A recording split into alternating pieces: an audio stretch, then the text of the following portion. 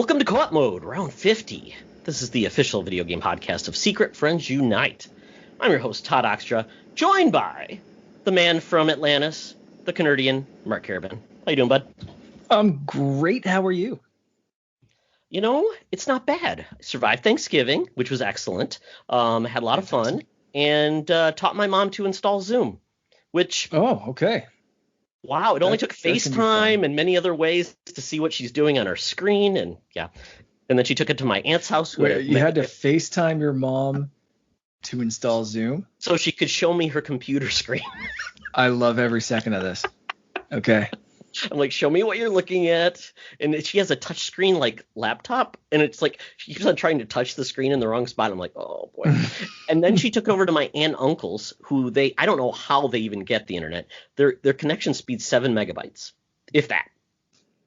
I'm like, you're going to be able to Zoom with us? It worked, but I'm like, all right. And my aunt, I ridiculed my aunt. That was not very nice of me for her internet speed. But they're so. Never mind. Long tirade. She doesn't listen to this anyways, but I love her to pieces. But you know, it's fun. So that one week your family tunes into the podcast, and it's going to be you just bashing them for touchscreen laptops and crappy internet speeds, and want to make fun of anyone's like hairstyle or clothes or anything like that. Nothing. No. Oh, this is your time. And then my uncle, he would not come on the webcam. He was out watching a nature show. I'm like, you haven't seen... Those are interesting. It was like, whatever. Oh, well, I'm thankful for my family. I love them to pieces. And not being around them was hard, but it was nice to see them on Zoom. So notice, also it's nice to see on a webcam, it's our guest, Mark. Woo-hoo. We have Elaine Stryker from PSVG Empire, Xbox Empire. I'm killing it, right? Am I wrong? It. That's the right one. You guys have 85 podcasts. There's too many. There's many podcasts. But I co-host the Xbox Empire podcast that plays some video games, which is a great name for a website collection of podcasts. Just do the thing and play the video games, kids. That's it. Yeah. Please stop fighting on the internet. You guys have an awesome network of shows. We cover everything. It's fantastic. We're very happy to have you on. And I just dropped it at the top, and I'm like, you know what? We need a guest to talk, that loves Xbox to join Mark in his love of Xbox. So a perfect person to have on the show. So thank you for being on. Absolutely. It's funny. I got your message on just a couple days ago, and you're like, look, I know it's short notice. I'm just like, oh, I'm so happy to be asked. Like, sure, why not? Yeah, let's go. I get to do a really stupid tweet because of this. Excellent. Well, this is perfect. I love stupid tweets. Oh, they're my favorite. That's my whole personal brand. Welcome, kids. I love fake accounts like Fake Casarai. Yes, that one's good. I follow this account that's basically a white cat that's just vibing along to whatever music song it is that day, and I love that meme. It's a different song that they tweet with this cat just jamming out every day, and it's good. Like, that's my favorite Twitter account right now. I really like the one with him jamming to Biden and Trump playing instruments. That one just straight up broke me. I just love that cat. I'm on team white cat vibes too. Sure. We want to know more about you. So please give us your geek origin. This one's interesting. I was so I'm a child of the 80s. I'm in my late 30s, so I was born in the early 80s. So I was around 4 years old. And my father, he likes gadgets. He still likes gadgets. He fiddles with cars, he builds like engines, he likes gadgets. He bought a Nintendo Entertainment System for whatever holiday this was. It was probably Christmas. And he hooks this thing up and he's like, we're going to play Duck Hunt, Tetris, and Mario. And he played those 3 games with me until he started losing to me at all 3 of those video games. And then he never played video games again. But what he did was created this love of like games and technology that sort of passed through consoles. And that dude has, to this day, would probably still have my back. But he stood in lines for Nintendo 64s. He did the dad stuff where he went and talked to the UPS driver and was like, when are we getting another shipment, dude? Here's $50. Like, he totally did that like Italian dad. Wow. Like he's always had my back on my nerd stuff, even when my mother hated it. So, and then he ended up creating like just a love of technology. And then I ended up becoming an engineer because of that. And it was just like, it's all my dad, man. He's the best. Did he make things fall off trucks that fell off the back of a truck? My friends used to joke about that a lot because somehow we always had things that were hard to find, like Cabbage Patch dolls. He managed to get one of those in like the 80s when people were murdering each other. Wow. Luckily, I was old. I had outgrown nonsense by the time the Tickle Me Elmo thing was a thing. But he did take me to the mall on Christmas Eve that year, and we watched two like housewives fist fight over the last one. That's amazing. First Christmas Eve memory. I love it. So you can't replace those memories. Christmas Eve, like it's we would go so every brutal. year. He would buy jewelry for my mom inevitably, and he would go pick it up on Christmas Eve. He didn't have any place to hide it in the house. She knew where everything was. So we would pick it up on Christmas Eve, and people watch on a bench eating a pretzel, these two just wailing on each other. And my dad's like, "Merry Christmas," and I'm like, "This is like out of a sitcom, dude." It's just so it was all Dad, man. Dad created the nerd. He made this monster. That is awesome. So, the holidays are a special time.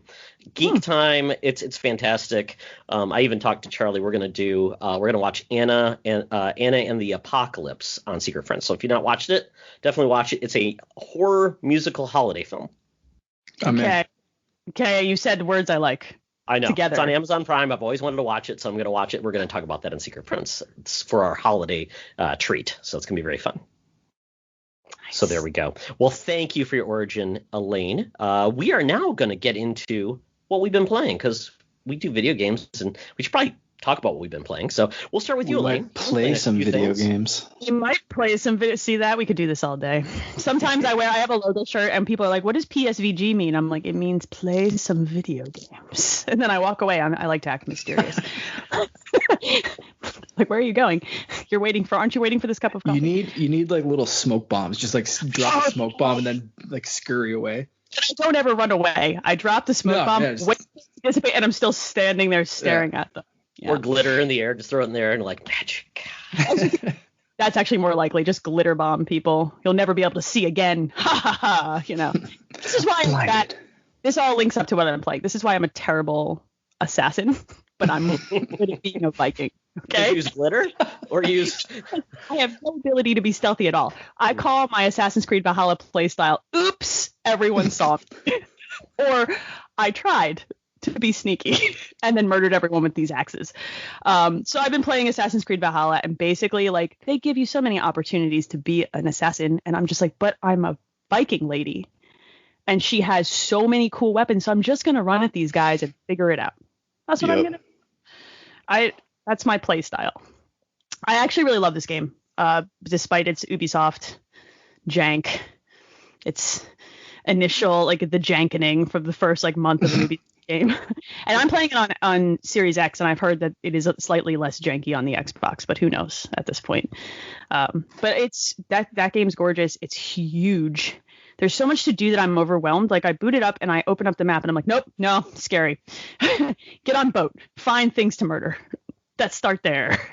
So I'm really digging it. I really loved Assassin's Creed Odyssey a great deal, largely because I really value their female characters. I like the way they write their female assassins. I liked Evie Fry.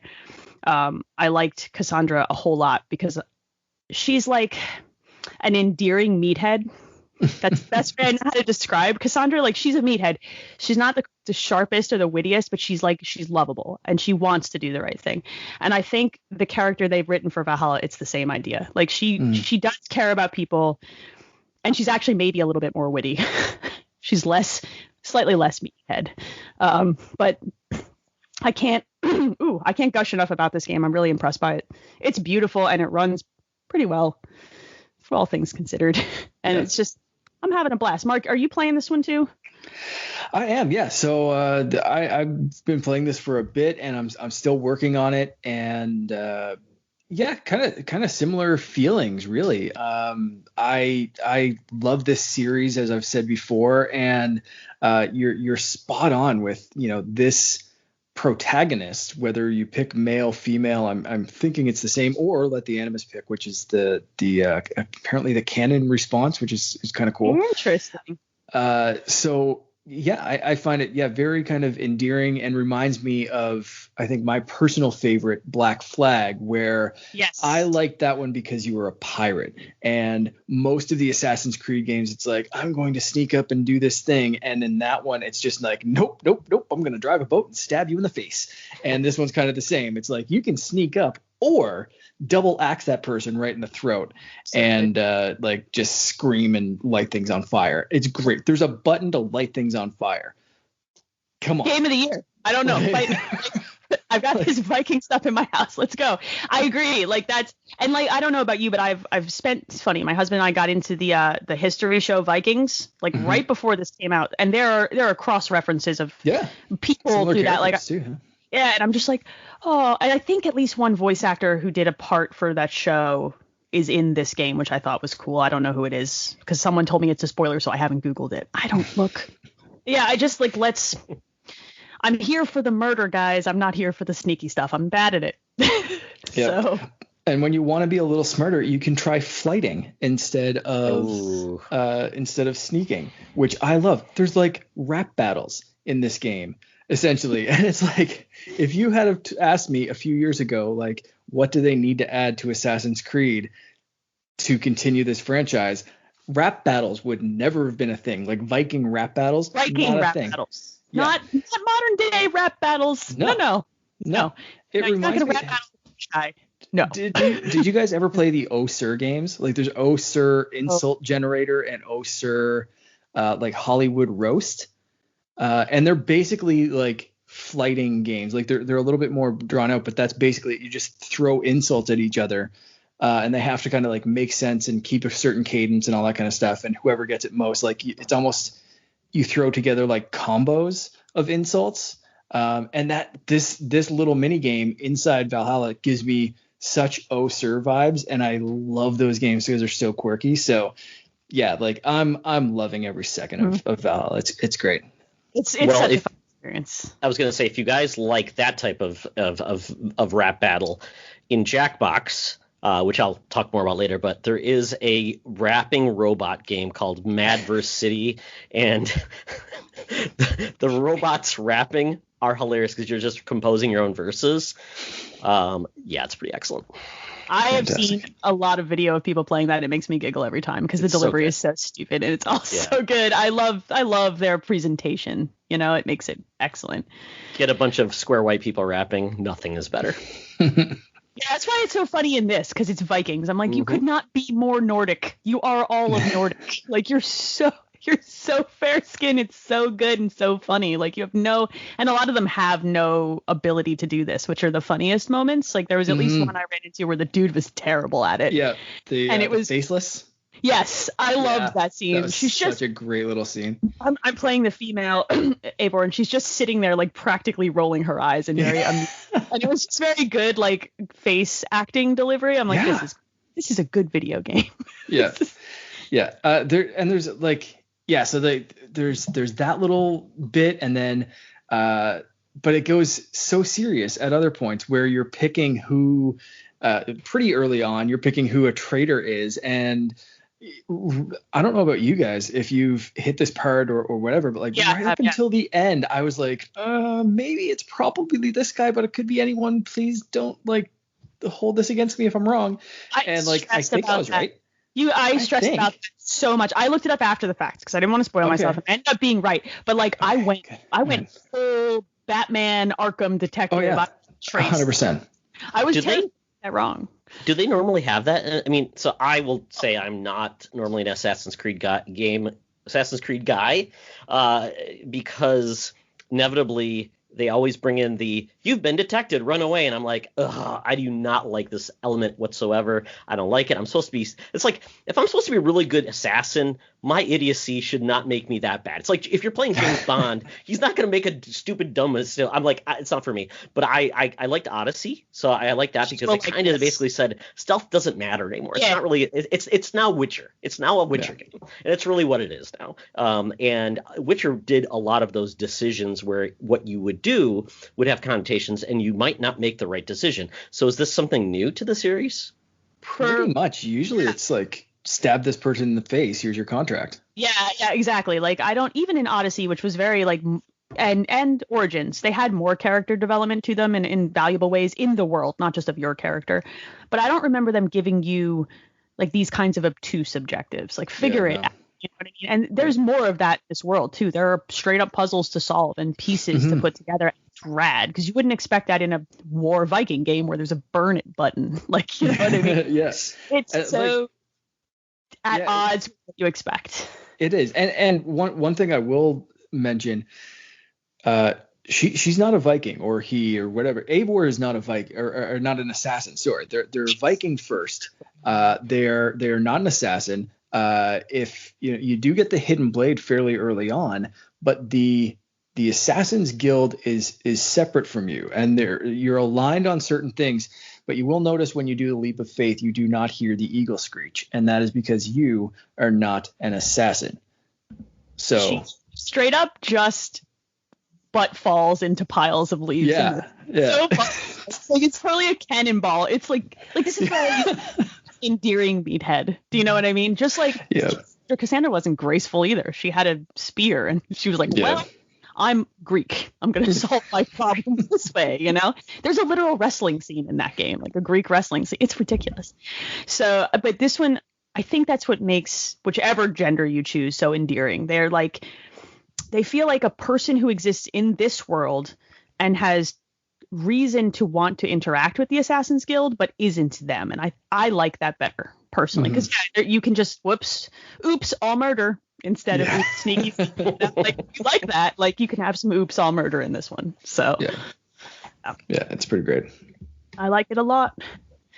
So besides that, I like the duality of this is fantastic. I got my Series X and I turned on Valhalla, and then I immediately said cool Vikings, and then I was like, how does Tetris Effect connect on this? So, I have no in between. It's either oops all murder, ooh shapes and pretty colors. Like I'm like 10, you know. Spoilers, Tetris Effect Connect is really good on this box. It's a good game, period. If you like Tetris or you like Luminous, it's a great game. It's one of those puzzle games that you turn out the lights, you put on your headphones, and you just kind of get lost in the vibe for an hour, and you forget whatever it was that you were worrying about because Tetris happened. An acid trip. I don't have a comparison point, but it's on Game Pass. I will evangelize that until I die. It's worth checking out. I would definitely download it. It's very pretty and the music is fantastic. So yeah, that's what is that? That's because there was a version on PSVR, and then this is the version that has essentially co-op or online play. Yeah. I effectively have not looked at yet, and I should have, because this is the only thing new to this game, but I was just like, no, back to journey mode. Let's do this again. Let's do this again, and then let's taunt my friends and play in master mode, because Tetris is the only game I'm really actually good at, and clear like 160 lines and make fun of people on Twitter who can't keep up. So it's the only game. I would definitely be one of those people that can't keep up. Like Puyo Puyo Tetris, my wife just like mops the floor with me, and I'm just like, let's play Smash Brothers, you son of a gun. And she's just like, no, like I'm just gonna take you to school on Tetris and Puyo Puyo, and then like just make fun of you. This is how I make myself feel good around my kids, actually, because I'm also playing Tetris 99. It's like the only thing I'm using my Switch for right now, because look, okay, I'm good at but I'll play that in front of my kids, and my son will go, I could do that. And I'm like, oh yeah, here you go. I can't have the controller. Enjoy. He's like, how do you do that? I'm like, I have played like 500 hours of this video game. Okay, I've earned this through blood, sweat, and carpal tunnel syndrome. All right. That's what you're playing on the ceiling, actually. It's not actually. It's actually always that's true. If I was going to have a Beth Harmon moment, it's Tetris, which is a thing. And there's actually a book about the history of Tetris called The Tetris Effect. And the idea of you closing your eyes and still seeing the block falling and piecing them together is like a total thing that psychologists describe. But that happened to me with, oh man, what was the puzzle game on DS with, oh shit. Was it Medios, the one where you like would them by drawing with the stylus? I haven't thought about that game in a long. Because that was music. Was that music? Did it have like aliens or something like that? Or like aliens, Medios, and spaceships, and you would send. Medios. That's the one for sure. 100% Tetris Effect. Only it was Medios Effect. I got ridiculously hooked on that game, and good. Like still remember those like acid trip dreams about like Medios when I like try to go to sleep, and it's just like, no, what if I do this? And it's like your brain's making this up. There's no game programming this. Yeah. Why are you broken? So it's good to know that's a thing. Yeah, it's totally a thing. And that book is actually, by the way, Tetris Effect is a really interesting like history of Tetris because it's complicated because it was developed in the Soviet Union during a challenging time in history. So like getting Tetris out of the Soviet Union is fascinating. Like it's worth reading. Very well told tale. So yeah. So Viking Murder, lots of Tetris, and then the only other one that I have is that I've been playing. I finally installed Miles Morales a couple of days ago. I'm hoping someone else is playing this too. I think Todd. Yes, I am. Are you playing it on what platform are you playing it on? PS5, because I make questionable choices with my financial. Well, you made very lucky choices because I don't know how you got it because not many people do. I got very lucky. The PS5 I got exceptionally lucky with. A notification popped up on my phone on Twitter, and it was for Target, and I clicked it and got a pre-order, and they still shipped it, and it got here. Target's good. I got two systems from Target. Target was good. Are you playing it on PS4? PS5. Okay. Yes. You know what I want to align it with? Did you play Infamous Second Son? I played Infamous Second Son. I played Uncharted Lost Legacy, which is very much in those veins. So you get Infamous Second Son and you got Infamous First Light, which was in the same, but it was a different character, and it felt completely unique. This is that exact same experience. He's a cooler Spider-Man. To me, I always liked Miles better than Peter. Peter's a nerd, and while I self-identify, Miles is cool. Okay. He's a cool nerd because he's also very smart too. Yeah. He is. He's very intelligent, but he's got this panache to him that Peter doesn't have. Like the way he moves, more than the way he speaks. He's like got some swagger, some style. And he's like lanky and awkward when you're swinging through the city. So when you do some of his aerial tricks, like his legs just feel like they stretch out forever. He feels unique, and in a game where I didn't expect that. I think that's really cool. Like, how much time have you put in, Todd? Where are you at? I'm pretty far. My son already beat it, and he's taunting me. He's like, "Dad, don't look at the screen." Thank you. My son is better than me at video games. That's okay. Yeah, I'm very. I don't know. I've got to be close to the end. But I am thoroughly enjoying it. I enjoyed the Spider-Verse mode. Have you tried that yet? Not yet. I saw it in the options, and I was like, let me go through the bulk of this the first time, or at least get myself situated, because I haven't played Spider-Man since it originally came out. So it's been a minute, and I was like, oh, God, the flying through the air is uncomfortable. That's right. So, yes. So I want to do it, though. I'm so glad they included that. That's so cool. The costumes are phenomenal in this. They've got one, you look like Daft Punk. I mean, you've got like these cool ass headphones. You've got like LEDs going on. You've got a hood for no reason, kind of like Spider-Gwen. And it's just, some of the costumes are just phenomenal. I'm like, oh, it's so good. And I've been going back and forth between performance and quality mode. I think it's fidelity mode. Yeah. And it's really impressive. It's one of the few games I've seen where 30 to 60 in the movements just seem like, wow, that's amazing. And I've always had this interesting feeling about the effects that we're all so excited about, ray tracing and things like that. Sure. Most games, you're going so fast. I don't think most people notice those things anyways. In movement, I agree with you. And actually, I've made this point on a number of podcasts where people keep asking me to join them for some reason. Developers have gotten really good at faking stuff like ray tracing. And in making their lighting believable enough so that when you are moving through the world, you're like, yeah, there's a reflection there, and your brain fills in the blanks, know? So while it is cool, and I have marveled at some puddles, don't get me wrong, I would almost rather have that 60 frames with the resolution. Yeah. Because I want those frames real bad, especially in a game that moves this fast. Like, I like it. So, I don't know. Yeah, unless you're doing photo mode or something like that. Yeah. For the most part. Especially in a game like this, you're zipping through so fast. And it's the same thing with Assassin's Creed.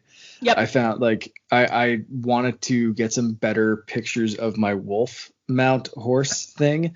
And I was like, I need to turn on quality mode and just like get some good like reflection of light through the trees and the wolf's like individual hairs. And just like, yeah, I'm a badass Viking on a wolf. And then I just turn it back on performance because I want it silky smooth when I chop someone's head off with 2 axes.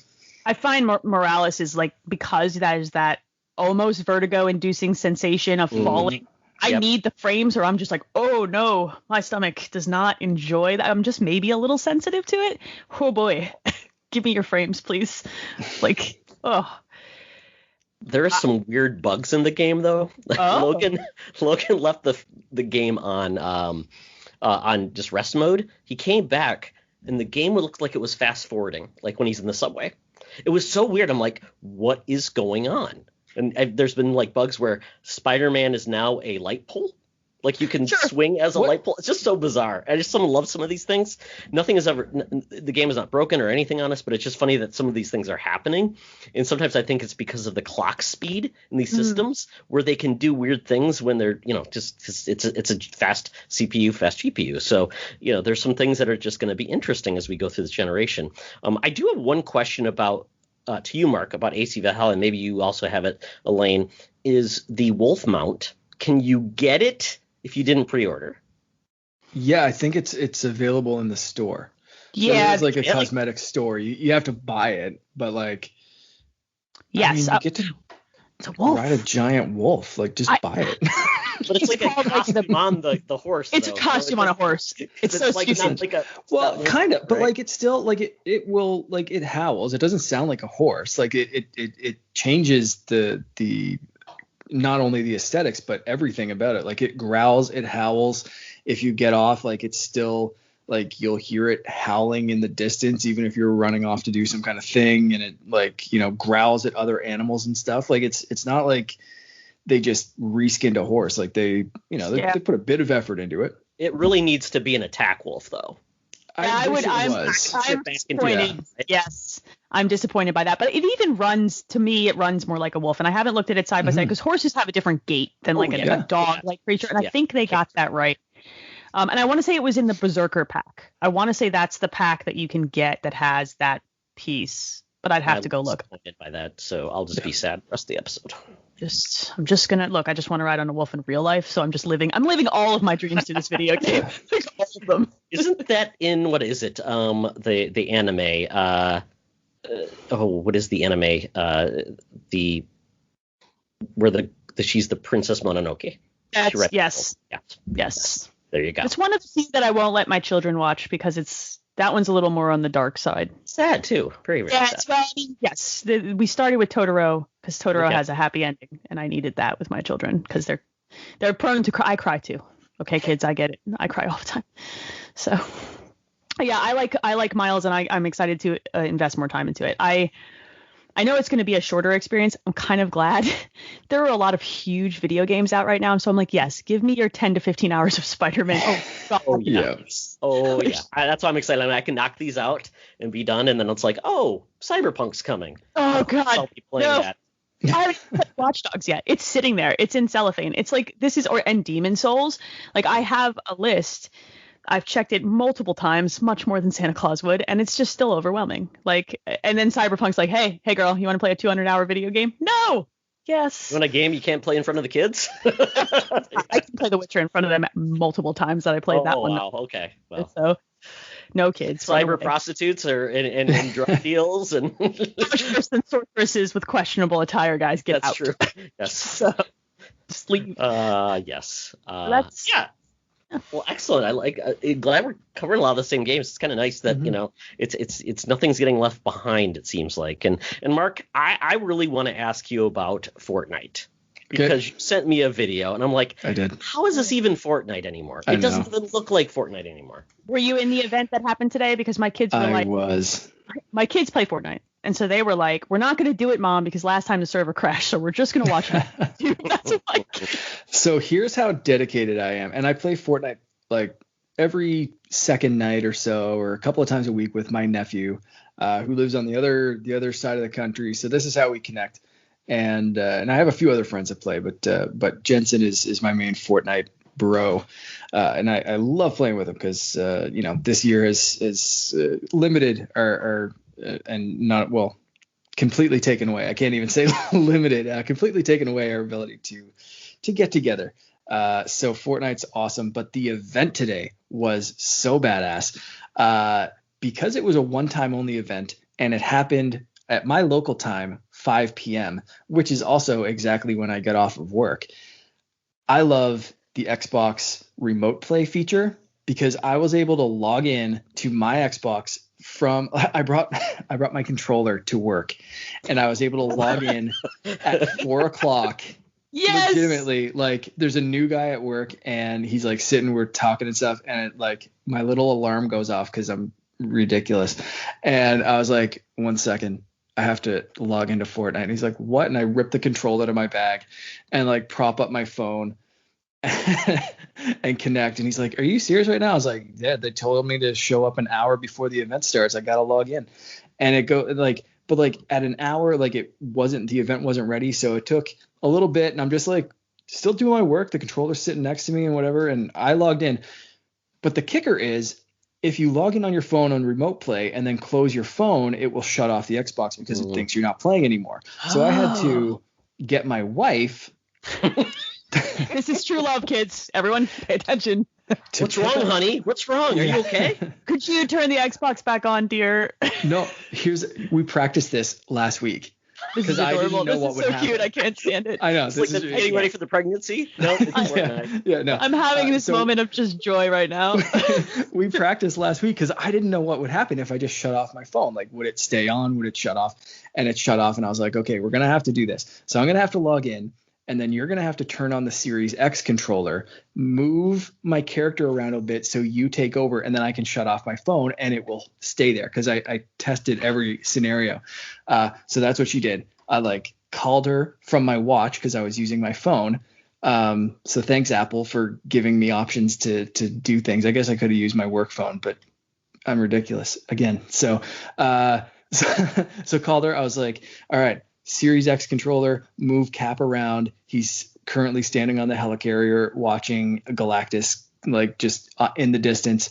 So she's like, okay, I can see it. She's like, there's other people running around. I was like, that's fine. I'll be home in 15, 20 minutes. So I hope you bought her something pretty for this or something, whatever she 100%, enjoys, yeah. Because yeah. Yes. Finn's having a fit right now. You're like, that actually happened. I was like, okay, can you do it? She's like, no, the baby's freaking out. I was like, okay, just get through it when you can. Don't worry about it. So, luckily the event was delayed. Yet? Are you done yet? Did you do this much? Yeah, it's just yeah. Baby alive, move the sticks, please. Oh God, I'll bring pizza. Yeah. So. Pretty much. So luckily the event was delayed, so it didn't start directly at 5. So I was able to get home and get comfortable and took part of the event, and it was wild. So Galactus came at the island. Everyone's on the helicarrier. He smacks the helicarrier out of the air. You start falling, and then Iron Man flies up to you, throws you a jetpack, and then like Galactus takes a couple more swings at you, and then Iron Man just kind of teleports you inside a battle bus that's full of bombs, and he's like, fly at Galactus and take out all these little things he's throwing at you. And like Galactus is trying to eat everything, and you're just like shooting things in the air like Star Fox style. What? And then you do a trench run, and this is the video I sent Todd, a trench run on Galactus's arm while Iron Man plays AC/DC through the battle bus. And Thor's on the side, right? What? Was that Thor on the side of the bus? And Thor outside? Was hanging on the outside of the bus. That's who I would want hanging off the side of the bus, if I'm being frank here. Yeah. Yes. So it was just badass, and then everything kind of went black, and it was like, to be continued. Season 5 starts tomorrow. So that's it. Season 5. How did Fortnite put together a better piece of Marvel content than the Marvel Avengers game did? Bingo. Right? I just sit here and say it because that's a good piece of. Because first of all, Galactus is a great enemy. Like that's a good ass piece of content, and I'm disappointed that kind of stuff was not the whole of that Avengers game. But Fortnite apparently knows how to do this right. That's ridiculous. It was wild. It was absolutely wild. I mean, you get all of the different characters. I mean, you get Daredevil, Wolverine. I mean, weird. I tossed back and forth of who I'd be tonight, and I ended up going with Cap. But for a bit, I did while I was waiting for her to take over the controller. I was like, okay, maybe I'll be Ghost Rider. No, maybe because then a few seasons ago I got Star-Lord, and I don't think he came back this season to buy or anything. So I was like, oh, maybe that'll be a nice rare one to use. But I ended up just going with Cap. Yeah, he's a classic. Okay. Crap is a classic. But my kids like love this stuff too, and they're gonna watch this event and they're gonna be like, Mom, and I'm gonna be like, all right. I mean, I will sit with you for this YouTube video because I'm terrible at Fortnite. Okay, I'm good at Tetris 99. I'm terrible at Fortnite. I only get one battle royale. All right. This game was designed to be a tower defense type of game or whatever type it was. Save the world mode. And then they discovered, oh God, PUBG is really popular. So then they took it and were like, just chunk this mode out real quick and spit it out. Don't worry about it. We'll just see if we can pick up some of that money while we build the rest of this game. And now they own a Marvel license. Yeah, like it's wild. They own every license. I mean, they have DC, they have Marvel, they have I don't know what else. Next season apparently the NFL, top tier right? skin might be NFL just happened, but the top tier skin or one of the skins next season, I've heard rumors that it's going to be Mando and slight spoilers if you haven't been watching. You know what? I'm just going to say the child instead of saying the name. Yes, don't say the name because it ruins it for me. Yes, I'll just say the child. So Mando and the child. The child would be the Harold. The child I think would be the backpack. Just similar to Rocket this season where he just kind of hung out. Which I thought was fun. This game is wild. I love watching my kids. I don't play it. I just think it's cool. I'm not good at the game. Logan played for a little bit, and then he kind of fell off. And I think when he fell off, it was when it was like the big giant robot versus the monster. Oh, that was such a great fight. It was very cool too. Yeah. So I watched. I expected the giant robot to come back and fight Galactus, but it didn't happen. That would have been cool. No, you got time. There's a whole season. Exactly. That's it. It might happen. So this is a good point to pause before we get into a game that Todd and I have been playing. Fortnite looks amazing on Series X, and we didn't get a chance to talk about Series X. We talked about PlayStation 5 last time. You guys both have Series X's. Mark didn't have his yet. Series X's. Yeah. We mentioned how good X's is. We mentioned how good Valhalla looks. I'm super impressed with like the ray tracing and 60 frames per second locked on Fortnite pretty much, and just different effects and stuff. Even the screenshots and captures that I took during this Fortnite event, like they look amazing. Like no touch-ups needed. Like it looks so good. So what are your impressions while we have a great Xbox guest? What are your impressions of the Series X so far? That's a really quality piece of hardware. Okay. It looks like a tiny refrigerator that I can put a 6-pack in. And I understand that not everybody loves that because it does look like, those little desktop, but anyway, it is a beefy boy. Like you turn that thing on and you hear nothing. You play a game on it, nothing, not a sound, not a peep. One of my favorite features that they've added is that when you take those screen caps, it pushes them to your mobile app. Like you can push them right down from your mobile app and then I can tweet them out into the ether and be like, look at the dumb thing I did in the Viking game. Those little because it's easy to say, right? You boot the thing up and it looks the same as your One or One X. They did that on purpose. You cruise right in and it feels like the same box. Whereas when you boot up a PlayStation 5, it definitely feels like new, shiny, and slightly broken. But it's weird, and I like it, but it's weird. It's like when you get a new PC. I mean, it's my new PC. It looks exactly the same experience. I did that. I got my new laptop, and I'm like, well, that's exciting. But then you launch a game, and you're like, you do the thing. I don't know about you guys, but I launch a game and pick up my phone because I expect to be there for a minute, and then I'm hearing noises, and I'm like, excuse me, we're doing this now? I've lost a lot of Twitter time due to these. Absolutely. Yeah, a whole lot of social media time gone down the drain. No load times. Is way better for my mental health, really, quite frankly. I'm impressed with how snappy everything feels. And nothing works perfectly. Like Quick Resume is still broken on a few games I would love to have it on. And I thought that would matter, but because everything boots from cold so fast, I don't care.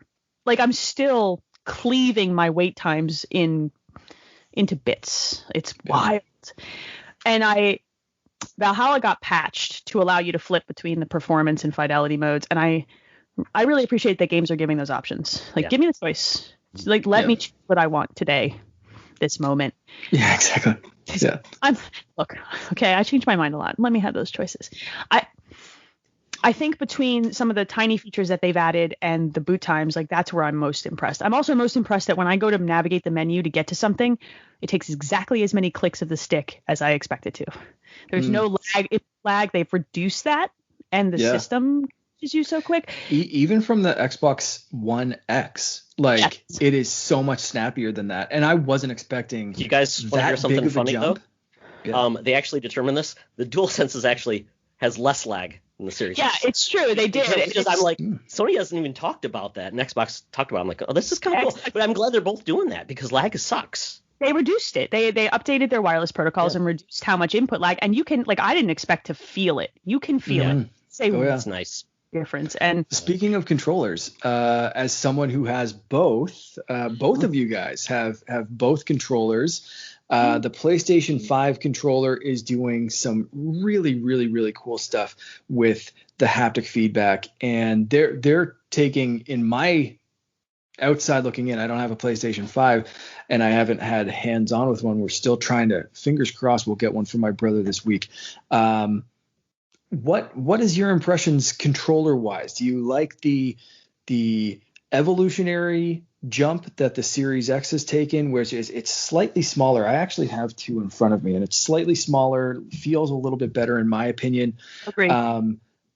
But do you wish Xbox kind of stepped it up and went that extra step like PlayStation's going, which again, we've talked about it on the show. We're scared that it might be used as a gimmick, but so far, like, Fortnite's on board, Call of Duty's on board. The big games are taking advantage, at least in some small way, of the haptic feedback on the triggers and stuff like that. How do you guys feel controller versus controller? I feel like picking up the new Xbox controller is like hanging out with an old friend that you love.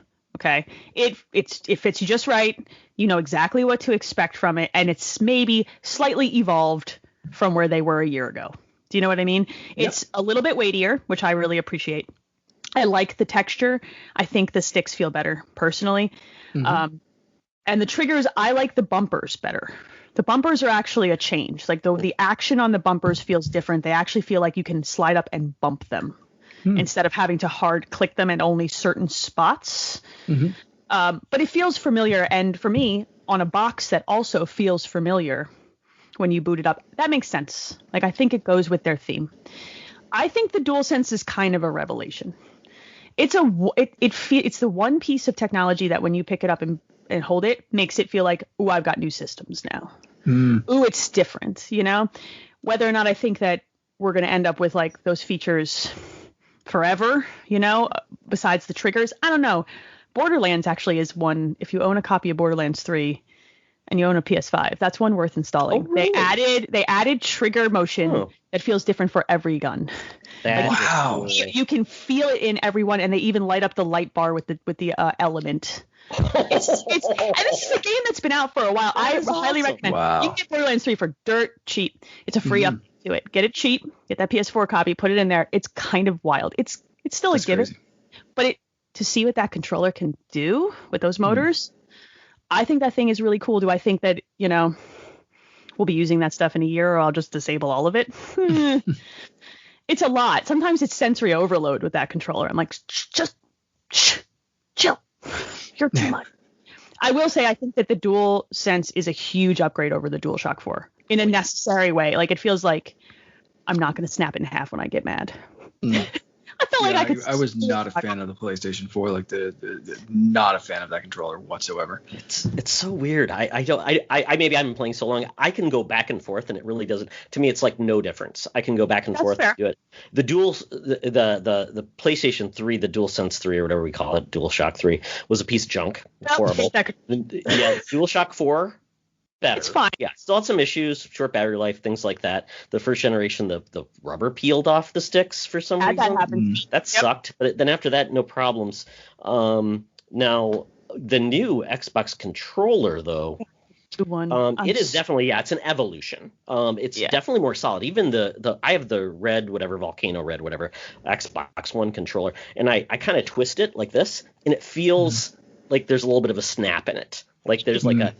And my stick started turning, which is not supposed to do. So it came at the right time. My dog also chewed the battery thing off, so I needed a new one. So I got this for my PC, which is great. The one thing, it's like I love the textures they've added, which is neat. I like the D-pad. Now, the one thing about the textures I don't get is they put textures on the triggers, but they have a little bit on the bottom of the bumper, not the full bottom. I'm like, that's so weird. Why wouldn't you put the texture across the bumper? I never even and it's different than last time. The Xbox One controller, like if you have the Gears of War Special Edition, there are some grips on the back, but not quite as far around the back as the new one. And the trigger grips don't go on the bumper at all. So it is change even from those like special edition Xbox One controllers. Todd, you've been playing Astrobot. Talking of controllers, this might be a time for you to jump into that. Wow, I beat it. That game is special. As Nintendo of a game as I've seen, which is fantastic. It is so much fun, and it is such a celebration of like PlayStation. Everything they cover, all the things you find are just pieces of just tech that you didn't even remember that PlayStation had, like that weird multi-tap that looked like a boomerang. I don't even know if the boomerang, like the controller, the prototype PlayStation controller, I don't know if that's in there, but it might be in there. That'd be an awesome thing too. But the way they use all of the haptics plus the triggers, it's just it's wonderful. I mean, when you're walking across different surfaces, when you're walking across mud, and it does feel like that, the sounds that are coming from it. And I don't know, Elaine, if you wore the monkey suit or the spring suit. Yes. So I played the zip. The feeling of the zip feels so cool. I let my kids play that with me. We traded turns, and they were like blown away. And I actually think, having thought back on it and poked in and out of it a little more, it's the audio that does it for me, coming from the controller. Fantastic. It's very good. They actually made decent audio, not tinny sounding nightmares come from it. And it sells like sand versus mud, and that zip. It's very impressive. I agree. I love it so much. It's funny because, that's a $70 controller, but also the Pro controller was $70. The Pro controller really only uses a few of the features, I would say, on a consistent basis. The HD Rumble, which is by the same people who made the PlayStation's haptic, I feel it's wasted by Nintendo. It's like Nintendo only did a little bit with it, and they're like, oh, do something with it, because we're not going to really have it really reflect in our games. The Amiibo sensitivity is used. I mean, who uses Amiibos anymore? So then it's motion control primarily in some Rumble. But, I mean, that's really what you paid the extra $70 for, I guess. In this one, you get mics, you get sound, you get the haptic feedbacks, you get motion. So there's a lot in that controller. But to your point, if they don't use it, which I'm going to say this, I hate the fact that developers saying, well, if the developers use it, we want the developers to use it. So for the fact that the developers won't do it, that seems disrespectful to people that like the technology, and it can be impactful. And it just seems like that's what makes Sony saying this is something that's unique to us. This is something that people have said. If it's supported by the DualSense, I will play a Sony game over it because I like that experience. So to me, it just feels frustrating that we have to say that if developers don't do it. I think there should be an incentive to do it, because this is why I own a PC, but PCs aren't special. They don't do things like this.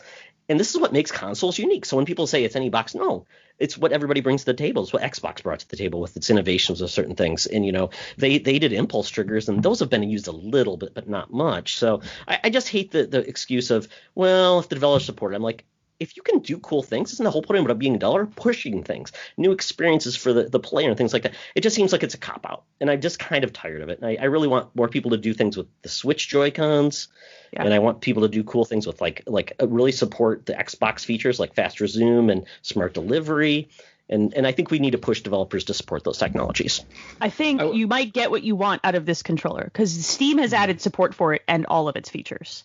So when that happens now, when you have the option to link it to a PC, then developers like perhaps Bluepoint, who did the Demon Souls, they might say, yeah, if we want to port this, why wouldn't we implement those features? I always want to see them use the cool stuff. I'm here for the cool stuff, For sure. I love my Xbox to death, and it's usually the first system I boot up when I want to play something, because it's an experience that I'm so comfortable in. But this controller is special, and they sold me with a pack-in. They sold me just right. Exactly. And if you buy Sackboy's Big Adventure, it does a lot of those things well too. And I know the first-party games will do it.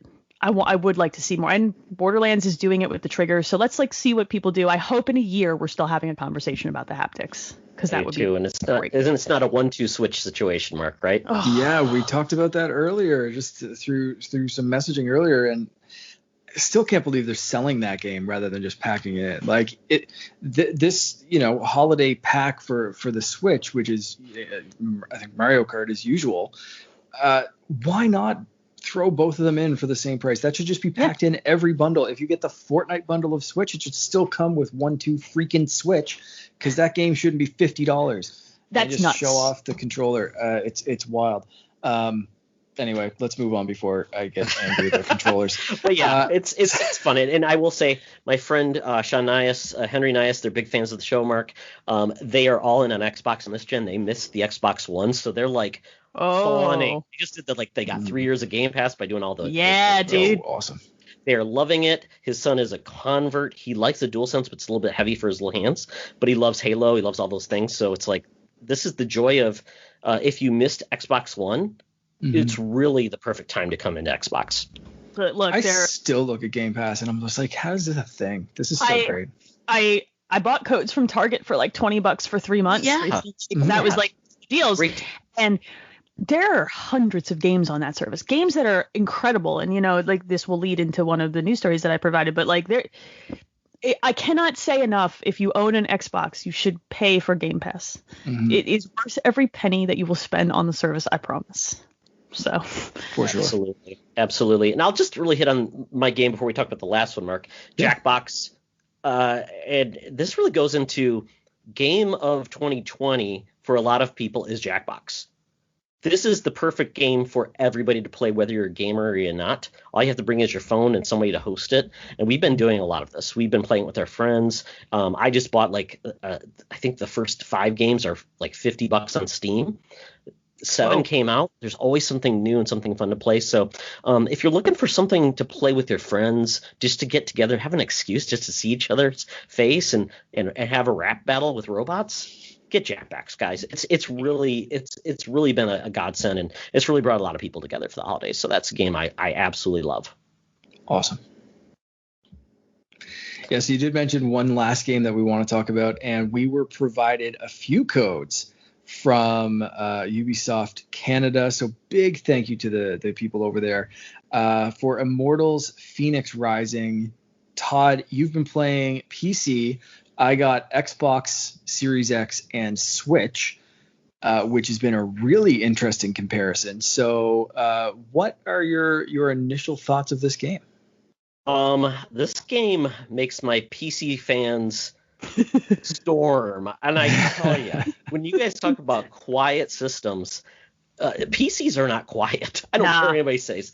When those GPUs start booting up, and I've got a new like Max-Q GPU, which is basically, it's meant to be thin and light, but man, oh man, they get hot and they put out.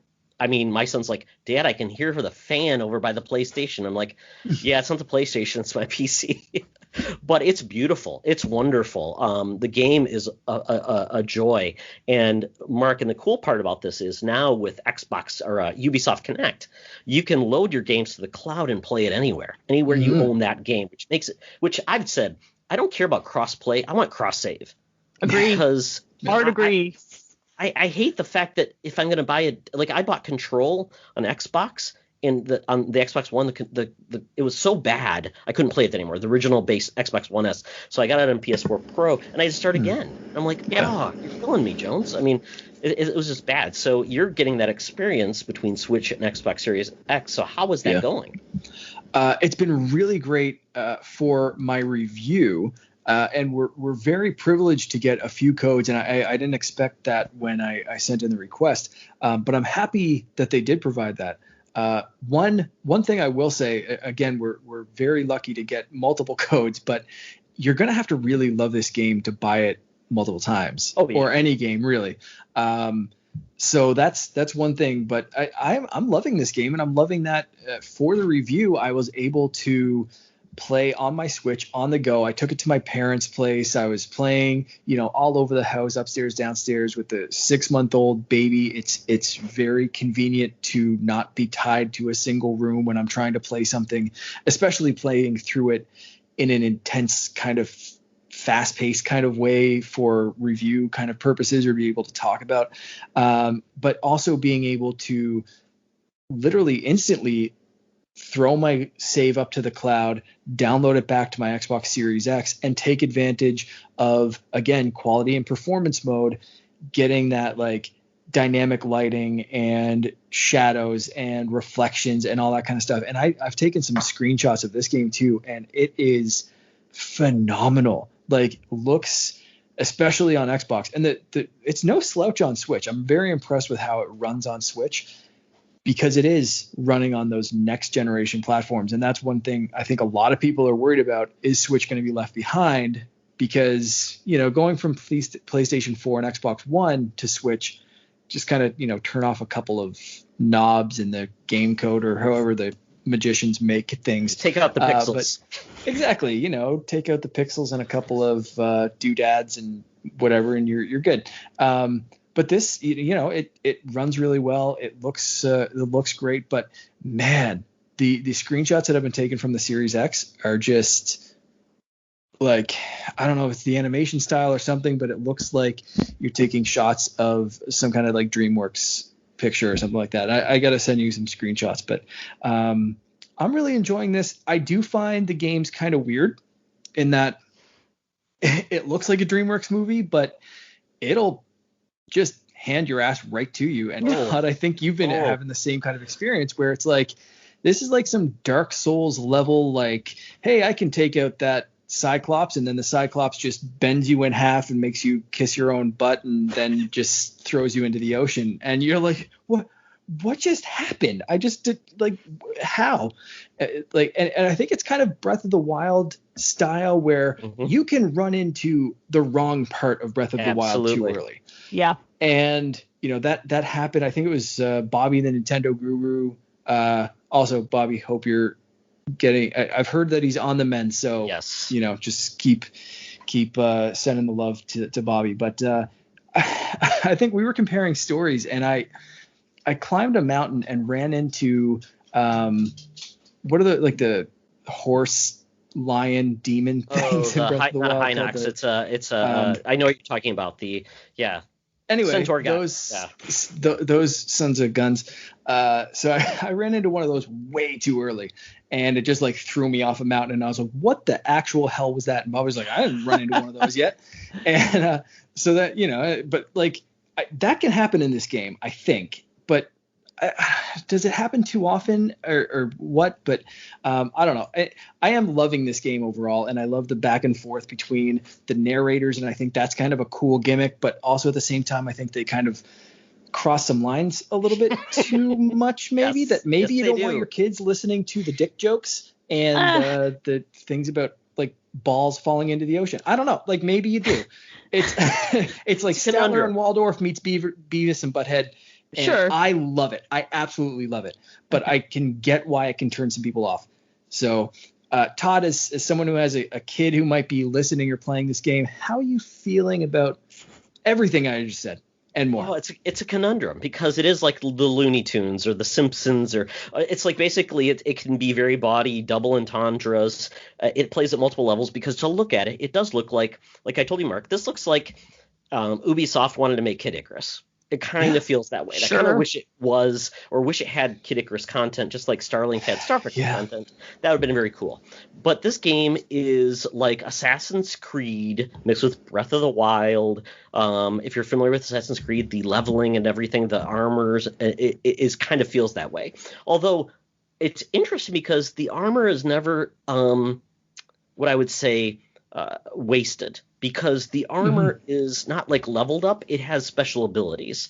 So you don't feel like, oh, I'm never going to use that armor again. It's context sensitive in a way. Like one gives you an extra piece of stamina, one gives an extra heart. One is for a specific type of enemies. When you level up, it does more things. So it's really how you want to look. Which it's funny, because you can either wear the helmet or not wear the helmet, but wear the helmet, which if you get it, it's kind of like, I want to see my pretty face, but I don't want to see the ugly helmet, or vice versa, which some of the armor looks really cool. The weapons are cool. You even get really a companion who is a phoenix, but you can change the phoenix to a different type of bird if you want.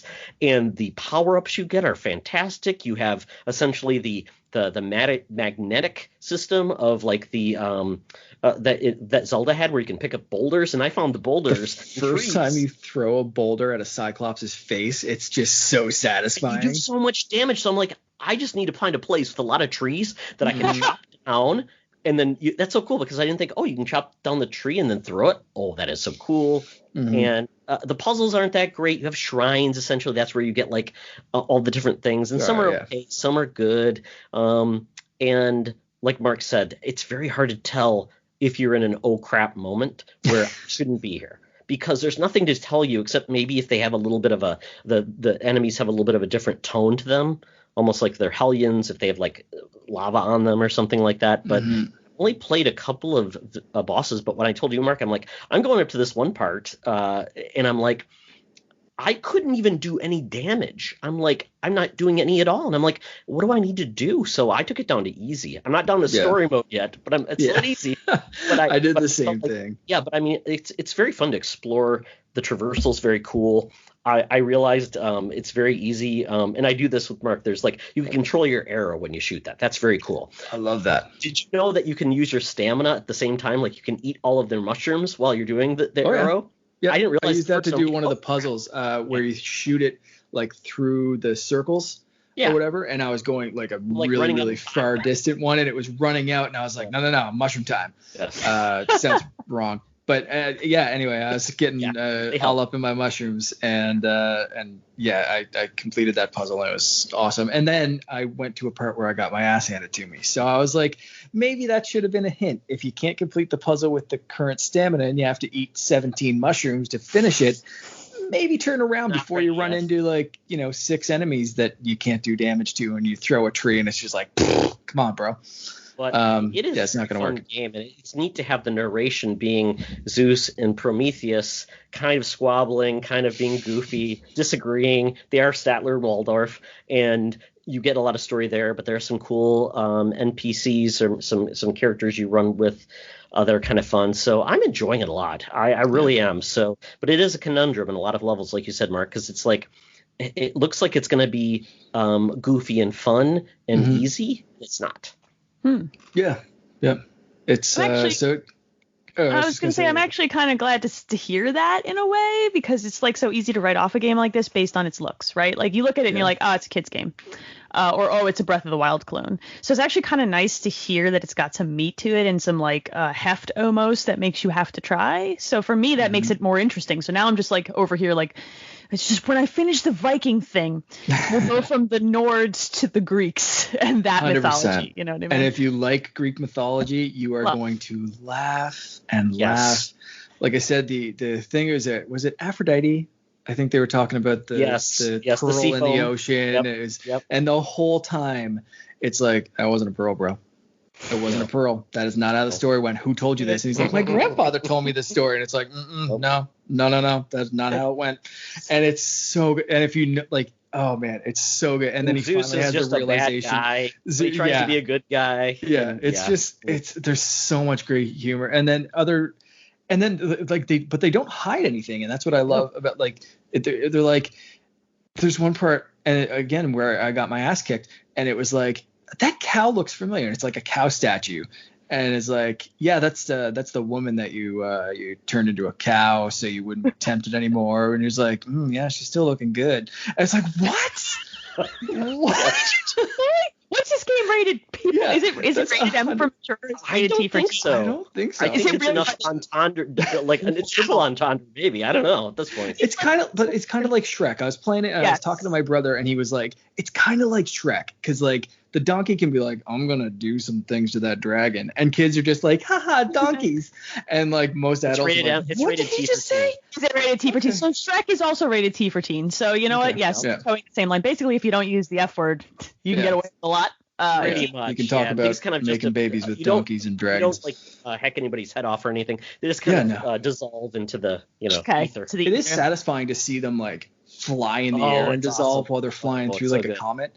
It's I'm really loving this game. So I am too. Check it out. It's different. It's a very different game to play this holiday season. And I think it's a nice option for people like yourself, Elaine, if you have younger kids or something like that. They want a game that's going to challenge them. My son at a younger age really wanted open world games that were appropriate, and there weren't many there because there was like, oh yeah, you got to do this, but there's going to be nude women, there's going to be like grotesque killing and things like that. This one you can definitely give it to them, and you can feel like, yeah, they're probably not going to get all the jokes, but they're still going to have a lot of fun with it. So I think it hits a lot of levels versus like, because at this point Ubisoft has a lot of adult games. You've got Cyberpunk that's an adult game, right. And between that, what do you have? Basically, you have Age of Calamity and then this. So this is something for everybody, which is kind of nice.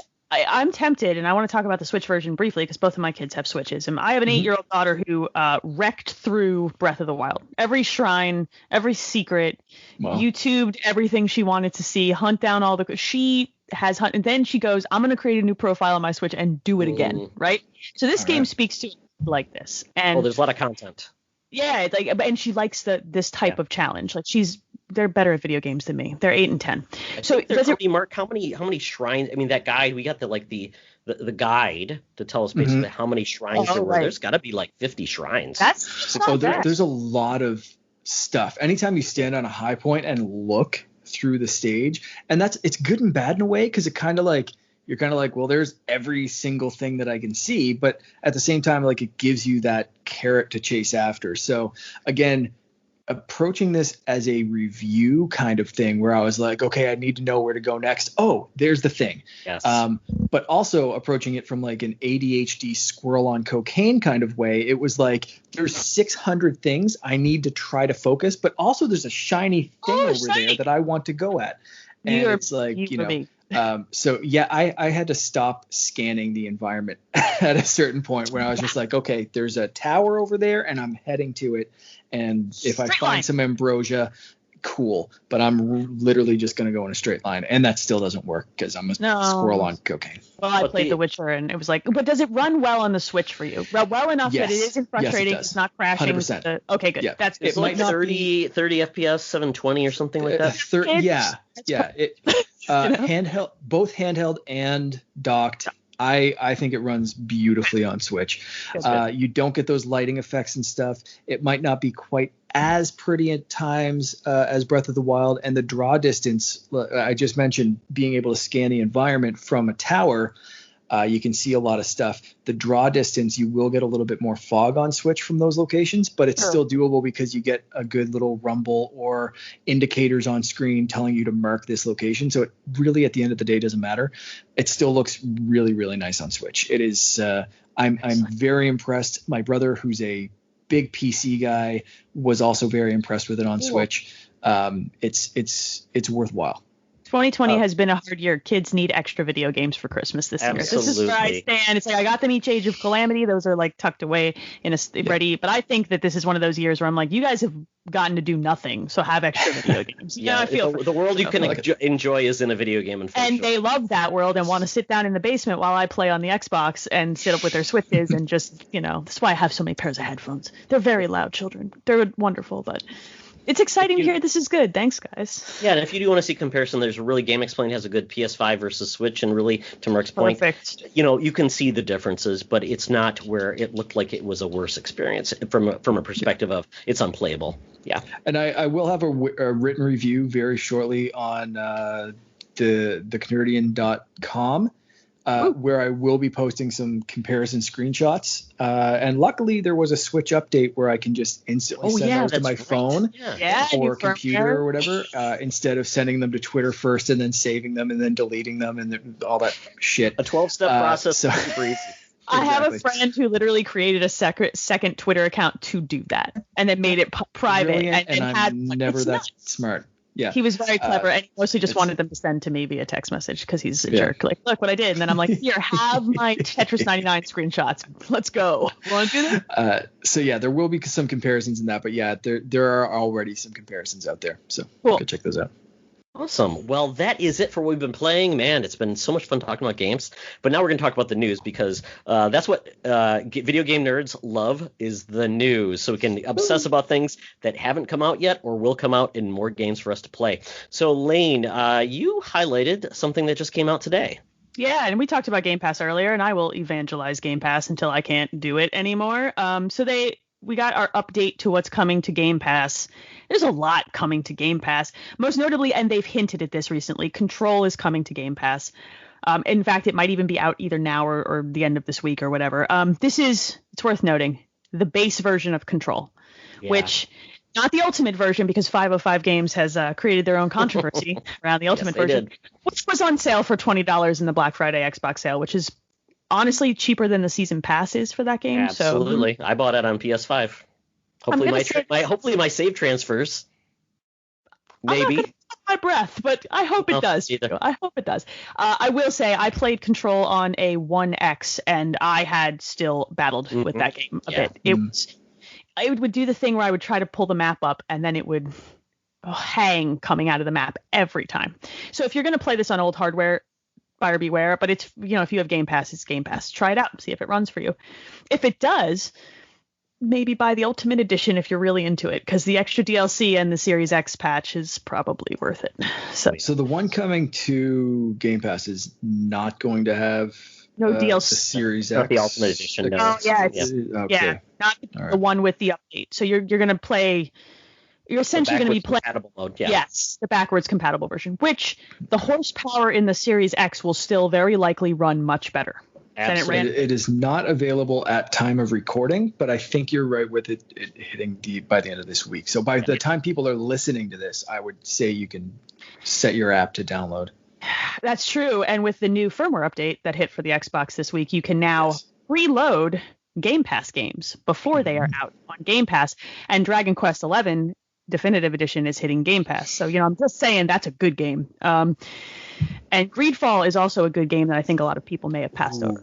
I started playing that on PS Now, and I'm like, this feels like a Dragon Age game or something from like the late PS3, early PS4, Xbox 360 era, and it's a cool world. It really is. I'm glad to see them bringing it to Game Pass because I think a lot of people passed right by it. It came out in a rough patch for big games. I think it's getting an upgrade version on PS5 and Series X as well. So, yeah. A notable one here, notable for me, because it runs best on PC, is Doom Eternal.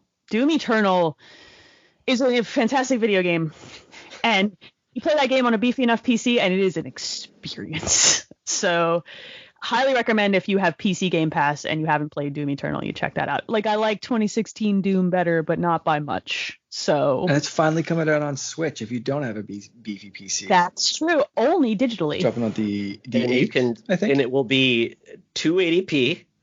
I don't know how it's coming on Switch. I don't know. Doom 2016 ran pretty good. Okay. Yeah, but Doom Eternal ran for what it is. Like, I was impressed. I was happy. I think that Panic Button has made a deal with an elder god because there's no other way. Whatever deal they made, the people who ported The Witcher 3 also made. And while it's not perfect, you've made a deal with Cthulhu because there's no other way. It's like those demasters of those games you see like on the – this is Cyberpunk on the NES. It's kind of like that. Yeah. It's like they went to the devil, and the devil's like, I can't help you with that. That's out of my league. Cthulhu's like, I got you, come in. So there's good stuff coming to Game Pass, and if you don't have Game Pass, you probably should. It's cheap. Yeah, and based on this list of games, it's like some are coming to Android, some are coming to PC, some are coming to console. It's an interesting mix because I have Game Pass on PC, so I love it, but I still don't have EA Play yet.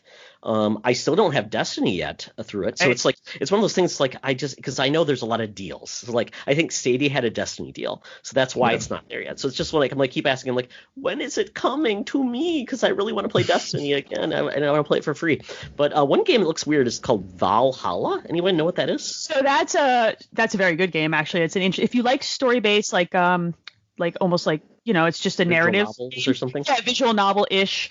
That's a really cool game. Another one I think a lot of people who don't like that style of games may have passed over. But if you have Game Pass, it's like just load it up, see if you should maybe find something you love. I love seeing little games like this. Ukulele is also coming to something. The Impossible Lair one, which is a really cool version. Yeah, very good game. I like that game a lot. So and super hot mind control delete. Yes. Really cool. Like it's not even. I think it's even. I don't know. Is it a standalone? It's an expansion, but it's really cool. Yes, it's good stuff. And so apparently is Call of the Sea, which is a game I haven't gotten around to checking out. And people have said very good things. I think it's also on Switch. So I'm kind of glad that it's hitting Game Pass because I want an excuse. Like I want to go to my list and be like, oh, that's new. Put it on my system. So yeah, I think Luke Lore actually interviewed the creative director of Call of the Sea. I think she's Spanish. So she just had a really interesting perspective on games and the fact that she talked about how she got approached to put this on Game Pass at launch. And it just sounds like it's an interesting way to get games noticed and also taken care of at the beginning versus hoping to be found and eventually be put on something like that. So it's a good thing. Yep. Yeah. So Game Pass continues to be amazing. If you can get yourself, just try. It's just like this is one thing I do not understand about opening that Series Xbox. Why did you not put at least a month of free Game Pass in that box? Right. What did you do, baby? Like, give them the first hit for free. Like, this is standard issue stuff. And once you're on Game Pass and you see how much is there, you're like, $10 a month if you're just on console. That's not money. Look at all these videos. You know why I think they didn't?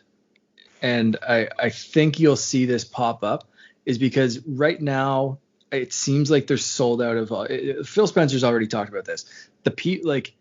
They're not worried about Halo not launching. They're not worried about Game Pass. They're not worried about this and this because the units that they're producing are selling. Yeah, their early adopters are all over it. I've got Game Pass until sometime next year or whenever. Like, I think most of us are in the same boat. It's going to be either this summer or maybe next fall. You'll see them throw in 3 months, 6 months, a year of Game Pass Ultimate or whatever it is in the box. I think that's the incentive that you'll start seeing. But for all of us people that are just like, I need it right now. Halo be damned. I think they're just like, man, we don't need to throw anything in with these guys. They're like, what are they going to add 3 months to their 2-year subscription? So exactly. I think that's the reason. And that might be a little cynical of me, but the data, and I'm thinking about this now that I've said that because I wanted to make the what is you doing baby joke mostly. The data supports that 70% of new console owners of these Xboxes are attached to Game Pass. 70% of people who have managed to get their hands on this new box are attached. So that point is made by data, right? Like, look, guys, you're already in. Yeah, exactly. And it was funny because people said, oh, it's new people. I'm like, no, the only people that really get into the first are the people that are hardcore. Yeah, we're crazy. Like, I have 3 years of Game Pass. I do. Black Friday was very good for Game Pass. Costco, Target, thank you. Apparently there's even a I don't know, Lane, maybe you've done this. Mark, you've done this. Apparently, if you unauto subscribe, they give you a free month. I haven't been able to figure out how to do that. Joe. I don't touch things. Just leave the system. But yeah, it's if you want to be subscribed to Game Pass forever, you can make that happen. But you're right. People who bought these boxes on day one, we're willing to go through some absolute nonsense. We're willing to check our disk drives for noise, and we're willing to roll the dice on first run hardware. We've all had, Red Ring, Death 360s. Oh, yeah. We just need to do this thing. So yeah, we all have dumb Game Pass. Yeah. But you know what, Mark? Yes. There's something that people want to do, but they won't be able to do because why? COVID. That's why. Yeah, so this both excites and hurts me to my core. But Super Nintendo World will open in February 2021 in Japan. They've released some new images of a Mario Kart ride that looks like there's a VR component to it and some AR headsets with it. Every shot that I see from this place just looks like something that is a concept art or some sort of rendering of what it could look like. And then they're like, no, this is like a legit picture of an actual place you can go to. And it's just like, wow, I need to go to Japan right now. Like, just get me a boat. I'll sail over there Valhalla style and just like, COVID be damned, I'm getting to Japan. Just like hook that to my veins because I need to see this place. It is, holy crap, it looks awesome. You know who's in Japan right now? Charlie Carden's brother, Rob. Wow, Rob. So Logan wants to go to Japan, so I think we may have to find our way there because Logan is going to take Japanese. We potentially have some Americans that could do some tour guiding, and this was something. And my wife, she is a trooper. She's not a lot into video games, but she would love this stuff because she loves Harry Potter, Universal Studios. She loves being in magical worlds. And I see this and I'm like, it looks like Willy Wonka on crack. The only thing I'm a little concerned about this, and for any of you guys who've gone to amusement parks, I don't know the scale because I don't know if this is really tiny or big. And I don't know how many people can actually go through this because everything looks kind of tight. Yeah, so if you've been to Wizarding World, that's that it is kind of troubling because Wizarding World can get real jammed real quick. And I've been there twice, and the first time I was there, it was just like trying to get up Diagon Alley, it was like shoulder to shoulder, and thinking about that kind of thing right now, it's just like, no, thank you. Yeah, no, back off. Or like the Star Wars that you've been to, Star Wars area. Yeah, Batuu wasn't too bad, honestly, and I was there like 2 weeks after that place opened, and like Galaxy's Edge was because it's kind of open enough where there's I don't know, and it's I didn't find Batuu was too bad in like Galaxy's Edge or anything. But again, 2 weeks after launch, so all the crazy people were there launch day, and then I kind of think the traffic died down a little bit because there was only one ride open. Like Rise of the Resistance wasn't open then, so I think people were either waiting or went like launch day, launch week. So I don't know. I'm very curious to see. I will probably wait until they build this in Florida rather than go to Japan. But who knows? I'm just super excited that there's like an actual Super Mario World that you can go to in real life. It's so exciting. It's very cute. I purposely have not shown my children these pictures because we can't do it. I would really like to go to Japan, and I would really like to take them. And it's been on my bucket list for a while, but I think that's a high school age trip for my kids. It's a long flight, man. Okay, that's long for me. I'm gonna need like to be medicated. I don't fly well. I'll be very frank with you. And I've flown to Alaska. I still hate it. It's it's just a long flight, it turns out. Good Lord. But my husband and I want to go to Japan anyway. I want to go because food mostly, if I'm being very honest with you. And also I want to go to, Shibuya and see all of Akihabara and see all that. My husband wants to go because he really loves Pokemon. Yes. I got that guy into Pokemon Go like 4 years ago or whatever it was when it first came out because this is the stupidest story. He was anxious about work and he would like turn it over in his head all the time. And I'm like, why don't you check out this game, play it during your walk through Philadelphia, and it will just chill you out and give you something to distract yourself. Now he goes to raids with like multiple people and 2 phones. Amazing. And so he's a Pokemon guy. So I can sell him on going to Japan for Pokemon. But all I needed was the kids. My daughter will go on food. My son needs something else. But I'm not going to show them these pictures because it's just going to bum them out because we can't go anywhere right now. So right. And that's like, my wife and I are big Disney people, and we've watched many videos for like Tokyo Disney and stuff. And the Pirates of the Caribbean, one of my favorite rides in Florida, and a new version of that looks like it would it's something I need to experience. So Florida is great. I've been there a couple of times, but if you get me in Tokyo Disney plus Tokyo Universal Studios with Pirates of the Caribbean and other rides plus Super Mario World and bring all that stuff to life, it's a trip that needs to happen. I think it's going to happen further down the road rather than sooner, but that it is encouraging to know that there is a light at the end of this COVID tunnel, and when it's over, when we can go back to some semblance of normality, it's going to be nice to know that these places are going to be waiting. That's really, really cool.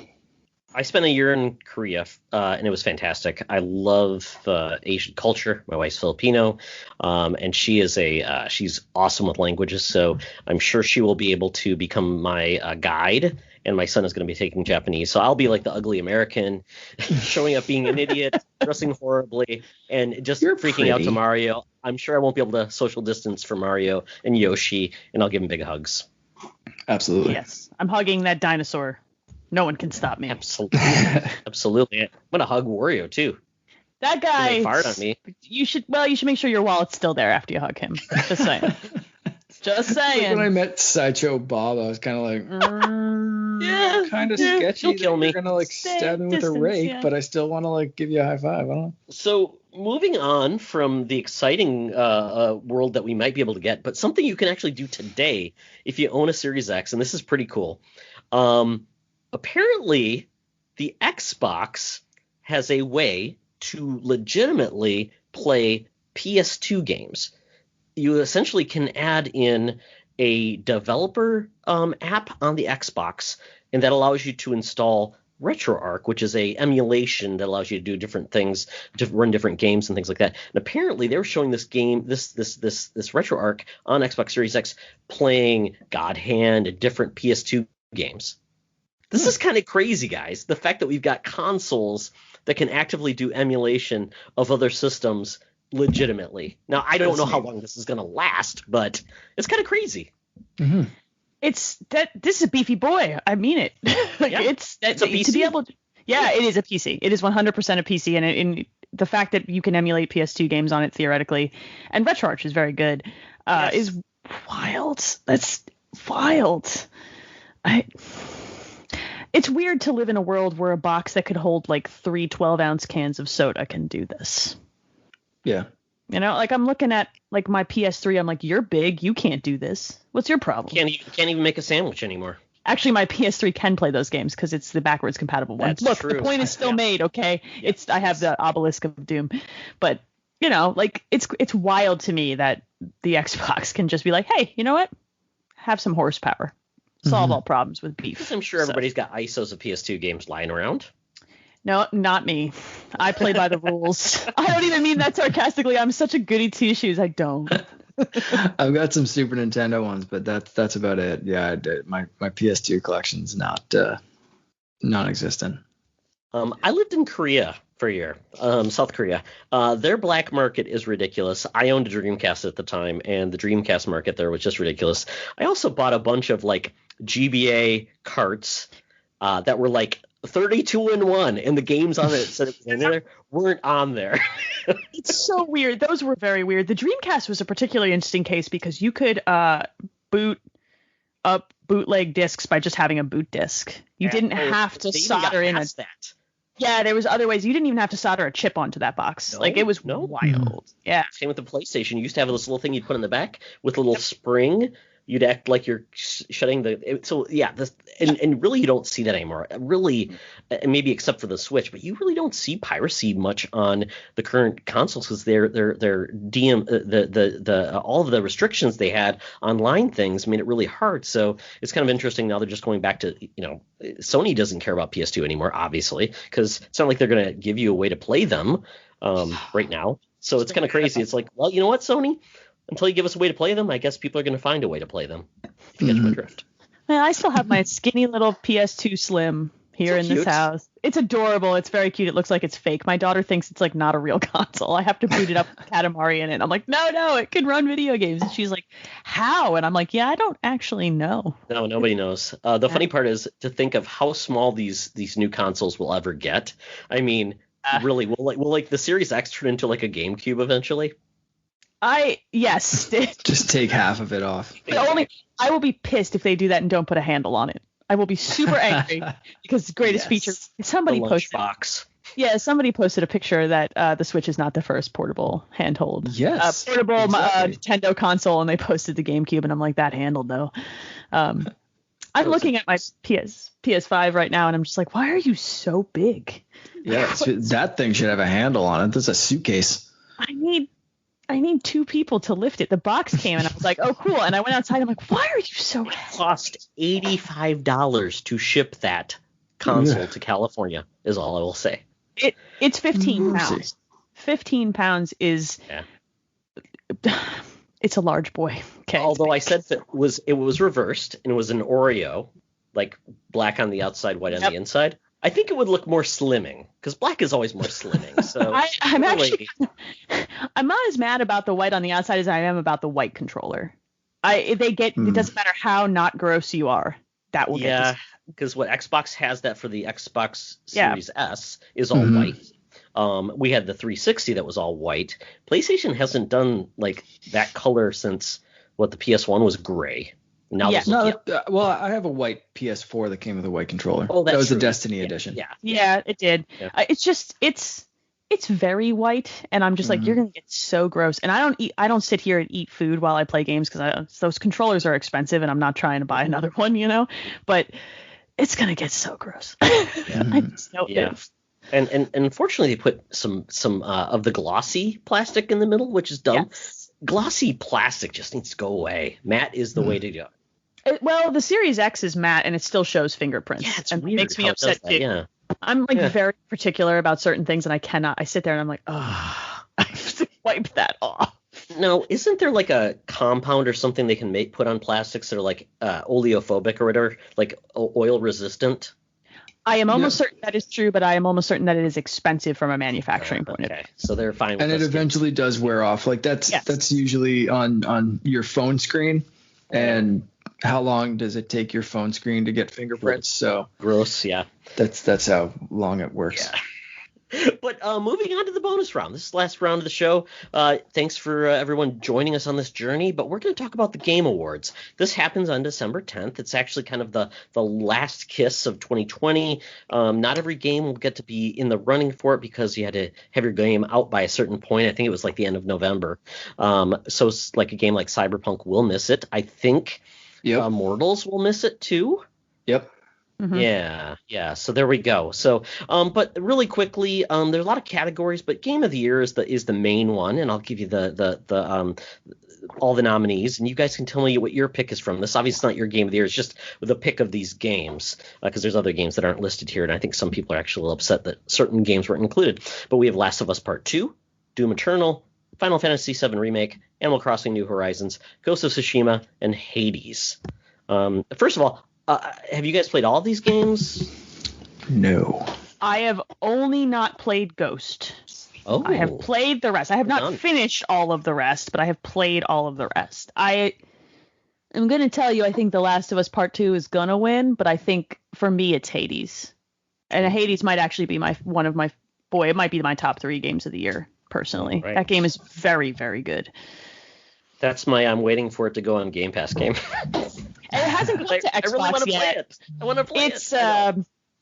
It's kind of a triumph, and I'm a fan of Supermassive, and I really liked Pyre, which was outside of their normal wheelhouse, but this is, and I'm a roguelike fan. This is a special game and is very good, and I would love to see it get at least some wins somewhere. But it's honestly nominated for everything, and it deserves it. Like if you haven't played it, it's worth it. It's and it runs right now. It runs really well on Switch. I'm just going to say it's an excellent portable game. Just saying. Yeah, and that one's a roguelike, one of the two.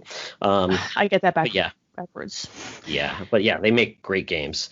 So I have played all but Hades, and that's about it. I played the demo of Final Fantasy VII Remake. I played an hour of Animal Crossing because I played on my son's Trash Island, and did not play Hades. But I played the rest. Doom Eternal, I think I played that and decided I wasn't good enough, so I wasn't going to get good. But Last of Us Part 2 I finished. Ghost of Tsushima I finished as well. And I would probably give – this is a caveat. Last of Us Part 2 is a triumph, but it's not enjoyable. It was not enjoyable, but it was showing me it just does things that I don't think a lot of video games want to do because they're hard to do and it's challenging. And they took a lot of beef for doing some things some of the things they brought forward in a game. But Ghost of Tsushima, I mean, I'm really struggling because I did not think that game was going to be something I would spend much time with, and my son and I just loved it. And we both played it and we talked about it, and it was a great bonding moment to talk about that. And so that I'm not sure. I have more time, but between the two of those, either one would be really good, and I would go with those. I personally, having heard a lot of the discussion about Ghost, I'm really excited to play that game. I think that's going to be my January, deep dive. You waited a good time because the Legends mode plus all of the upgrades. I'm ready. Treat. I've heard so much chatter about that game and how impactful it has been that I would rather see of the two. I would rather see that win. because people didn't expect it to be so good. No. You know what I mean? It didn't have its pedigree of The Last of Us Part 1. You know what I mean? Like, I love Hades and I want Hades to win. Hades is not going to win. I know. Look, it's up against. It's an honor to be nominated. Yeah, I mean, you can't, coming at Animal Crossing, Ghost of Tsushima, and The Last of Us Part 2, and even Final Fantasy VII's remake, which was very good, you're coming for the big guys. So, but I don't know. Mark, have you played all of these? No, I've hardly played any. Doom and Animal Crossing is pretty much it. And honestly, I without playing them, but I've listened to a ton of different podcasters and videos and people talking about all of these games, and I haven't been afraid to look at spoilers for things like Last of Us Part 2 and that kind of stuff. So with knowing that, I think Last of Us Part 2 will probably take this away, but my vote, and it depends on what you classify as game of the year. Is it the best, most technically impressive game of the year, or is it, in my opinion, just the game that kind of defined the year? And I think that's kind of Animal Crossing for me, because that brought so many people into gaming. It continued to sell out the Switch. It got a lot of people through the early stages of the pandemic. And to me, if you think of games of 2020, it's like, no, this was like Animal Crossing's year. And I just I kind of go back and forth. Is it like the most technically impressive game of the year that pushed the genre forward? And that may be probably, The Last of Us Part 2, and that's where I think they're probably going to land. Is it going to be Ghosts that, again, built on the genre, but took it in some new ways? And Todd gushed about that game so much that I think I have a fairly good sense of what it's like, and I want to play that one. But yeah, Animal Crossing just was so special to so many people, gamers and non-gamers alike. And I don't know, man. It's a difficult choice. I kind of love that. Like, and this conversation actually exposes like maybe my problem with awards like this. And it's not that having a game awards and celebrating video games is a bad thing. I always think that's a good thing, right? Any opportunity that we have to all sit down and be talking about video games is a good thing in a positive way, right? But like, it's very hard to sit here and choose a game of the year and hold it up on a pedestal when it's such a personal experience. So these awards never feel like a personal experience. And my favorite game of the year content is always people's podcasts, because I get those individual experiences. So these things are just like, I'm here for the trailers. I don't care what you vote for. I don't care. I have no investment. Well, okay, Hades should win everything, but whatever. We'll talk about that much. But I don't. Yeah, your love for Hades, like, I'm looking at this and being like, okay, well, where's Jedi Fallen Order? Because that came out to be nominated last year. Yes. But like, that was my favorite game last year, because technically, like, for us, we cut it off at the actual end of the year. And when it, like, anything that came out before January 1st, 2020 was in, the discussion that Todd and I had for Game of the Year. So that was mine. But like, where is it on this list? And why is that? Like, Doom Eternal, Final Fantasy, like, I'm sure they're great games, but do they deserve to be on this more than that game did? And Smash Brothers had the same problem, I think the year before or whatever. So yeah, I'm agreeing with you there. Like, some of these things, it's just like, ugh. Yeah, we're doing this again. Like Ori and the Will of the Wisps, which I have not finished. A lot of people are actually upset. I'm gonna pose a question then. Swap one game out for another. Oh, dude, that's Final Fantasy for Fallen Order. Hard decisions. Okay, guys. I would personally pull Final Fantasy for Ori, Will of the Wisps, because I am not a Final Fantasy fan through and through. I played the demo, and it's a different enough take, but for me, I did not want to play more of that game, because I'm like, I do not like this enough to, and I beat the original, and that's what got me to JRPGs, but it was not something I wanted to put 120 hours into.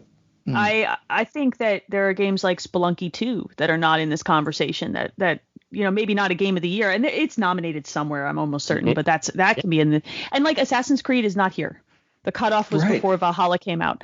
Valhalla is up there for me. I'm not finished with it yet, but it's one of those experiences, and Miles Morales is not here. Absolutely. Yeah. There's some snubs. And it's not even that it's a snub. It's that their cutoff works a certain way because they have to produce a TV show, right? But everybody else does theirs after the year is complete, which is so weird. Every award show does it like in January and February. Why do they have to do it in December? Is it because of Christmas sales? I think part of it has to do with sales and advertising and end of the year money. Announcements going into the next fiscal. So I think a lot of this has to do with money, if we're very honest with ourselves. And, I've had this conversation with a couple of other people. It's like if you're coming into Game of the Year to this specific award show, which we've somehow as a community decided is the award show, right? We used to have other ones. This is the one. If you're coming into it like to evangelize your Game of the Year when it wins, you are doing this wrong. You need to look at this as like a celebration of what made these things great enough to be here in the first place. And it doesn't matter which one wins because they all sold well and you'll get more, So yeah, and I make a list of all the games I played and then just look back to say, what do I think of those games? And I don't want it to be recency plays to my mind because that definitely will. But I want to make sure I'm incorporating the feelings I had about games because I think last year, Mark, Witcher 3 was my favorite game, but that was from 5 years ago. So it's a tough one. We did things weird last year. Because it was like, favorite game that we played this year that probably came out 2, 3, 4, 5 years ago, and it's like, well, it's new to us, so we're counting it. And Mark's going to talk about 3D All Stars and how much he loves and Nintendo Super Mario 64. So that's going to be his game of the year. We know that. No, just kidding. I enjoyed it because it's funny because but those are the conversations that I come into end of the year for. I want to hear people's joy because we can fight about. There's been a lot of that sort of tribalism, right? It's because there's new hardware out and people want to fight about it on the internet. I am always here for people's joy, especially when it comes to games, because that's what it's all about to me. This is supposed to be fun. Otherwise, why are we doing this to fight? That seems silly, kids. My children do that over crackers. Please. I don't need to see grown ass adults do it on the internet. Well, Lane, I'm gonna put Mark in a difficult position because I'm gonna make him choose what he would swap out for something else. I already said Final Fantasy is gone and Jedi Fallen Order is in. That wasn't hard at all. Perfect. So for me, I'm taking out Doom Eternal because that just feels like more of the same. They had a couple. It just did not, and I didn't love it enough to play more, even though I beat Doom 2016. I'm gonna say Half-Life Alyx because that is a game that did something in a format that just really challenged, and I really enjoyed it. I didn't get to play as much because I had shoulder surgery, so I can't really do a lot of VR stuff yet. I'm getting there, and I really enjoyed it, and I thought that did so many unique things with the interface and how you interact with the video game. Plus, it's Half-Life, so it has that specialness to it, so I would swap that out. So, and it got no play, which is kind of sad because VR just feels like something that's kind of ignored because it's still kind of a niche because only so many people own it. For sure. And it's so divided too. It's, you have small sections on, Oculus or PSVR or this or that. And it's all I think the VR is becoming a big enough thing where it could get noticed, but it's so segmented with it, that it seems like it's still very niche. I think it's in a weird spot. It's like what the Oscar mark where they have the animated films. So the best animated film doesn't always get in the running for the best film of the year. So we have a category. So best VR might be its own niche category to really get the momentum moving. So you'll be pleased to know that the Quest 2 has sold very well. So maybe this pandemic was the push that VR needed. Let's hope. I want a Quest 2 so bad. It's such a good deal. We were truly an early adopter of the Quest 1, which is funny because my son's like, oh, he has these issues. I'm like, shut up. We spent $500. His friend has Quest 2 and they were playing Beat Saber together. And I'm like, you know what? Buy your own and you can stop complaining. But yeah, it's awesome. And PSVR, hopefully those games are improving because of the hardware on PS5, which is good. And maybe we'll get a PSVR Part 2. Maybe? I don't know. But guys, we came for the predictions, really. So what's a prediction you'll think you'll see revealed or announced at the Game Awards? I think we're going to get some Elden Ring footage. Ooh. That's my prediction. I say this because Phil Spencer has gone on record in an interview saying he has played a build of that game. Wait. So George R. R. Martin is working on a video game versus finishing the damn books. You're never gonna get your books. George. Books don't make money. TV shows do, and everybody's big mad about the way that show ended. So you know what? Yeah. But I think because he has said, "Oh yeah, I've played it and it's good," in an interview, they're due to show some Elden Ring. That would be a big one, and people who love video games who are going to watch this ridiculous thing would be here for that. So. For me, I think Nintendo's going to bring the Breath of the Wild sequel. They're going to come out swinging. Ooh. They're gonna say, okay, you guys have some shiny new hardware. Well, we still got the biggest package in the locker room. They're just gonna thank you. Floop it out on the table and locker rooms. Look at this. I'm single entendre, Mark. I didn't hide that nearly as much as Zeus does. That was fairly blatant. I'm actually surprised it took this long to get there, really. I mean, I come to podcasts with boys, and I just expect those jokes. Like, I'm just right from the get-go. I'm probably the biggest gym bag. What are you guys talking about? Oh, yes.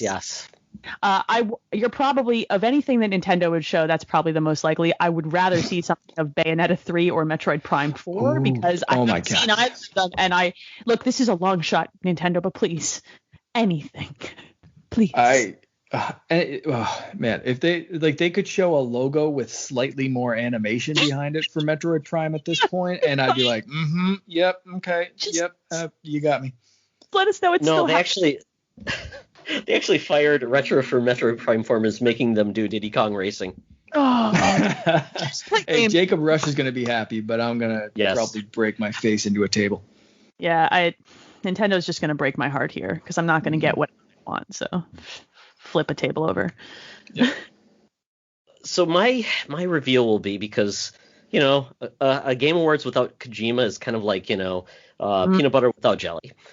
So I think he is going to announce that he is directing Metal Gear Solid by Bluepoint, the remake for PS5.